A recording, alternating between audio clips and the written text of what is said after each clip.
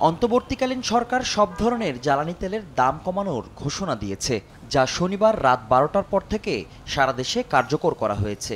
বিশ্ববাজারের সঙ্গে সামঞ্জস্য রেখে দেশে জ্বালানি তেলের নতুন এই দাম নির্ধারণ হয়। নতুন নির্ধারিত মূল্যে পেট্রোল ও অকটেনের দাম প্রতি লিটারে কমেছে 6 টাকা। অপরদিকে ডিজেলের দাম প্রতি লিটারে কমেছে 1 টাকা 25 পয়সা।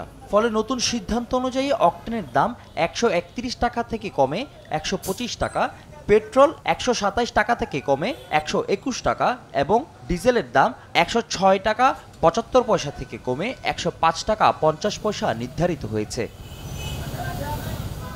নতুন নির্ধারিত মূল্যে তেল পেয়ে সন্তুষ্টি প্রকাশ করে সাধারণ ভোক্তারা। বছর সমানুপাতে একটু বেশি অতিরিক্ত মাত্রায় বেড়ে গেছে তেলের দামটা।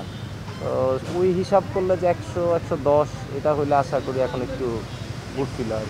ইন্টারন্যাশনাল বাজার অনুযায়ী যদি পরবর্তীতে এটা যদি তারা ফিল করে যে আরও কমানো যাওয়ার কমানোর জায়গা থাকে, যদি আরও কমায়, গুড। 6 টাকা কমাইছে, ভেরি গুড, সমস্যা নেই।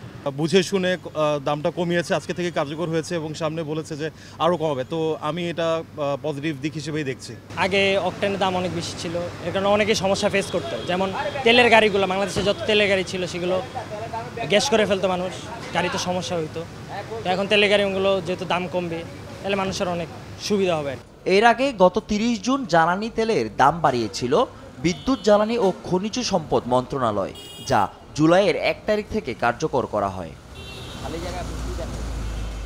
ফজলে আদিত্য, দেশ টিভি, ঢাকা।